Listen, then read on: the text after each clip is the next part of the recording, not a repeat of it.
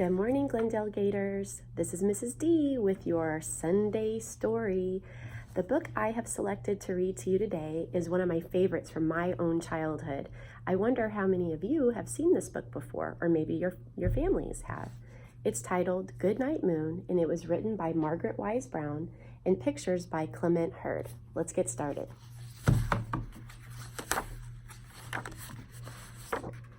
In the great green room, there was a telephone and a red balloon and a picture of the cow jumping over the moon. And there were 3 little bears sitting on chairs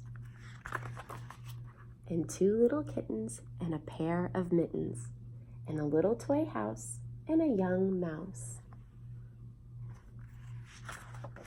and a comb and a brush and a bowl full of mush, and a quiet old lady who was whispering, hush. Good night, room. Good night, moon. Good night, cow jumping over the moon. Good night, light in the red balloon. Good night, bears. Good night, chairs. Good night, kittens, and good night, mittens. Good night, clocks, and good night, socks. Good night, little house, and good night, mouse. Good night, comb, and good night, brush. Good night, nobody. Good night, mush. And good night to the old lady whispering, hush.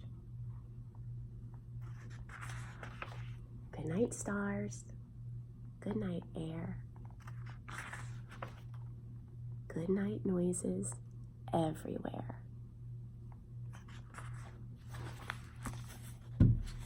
I can still remember my mom reading the story to me when I was a little girl, and what I remember most is whenever she read the part about the little old lady whispering hush, she always used her whisper voice to say hush. So I hope you enjoyed this story as much as I enjoyed reading it to you today. Have a wonderful Sunday, and we'll see you tomorrow.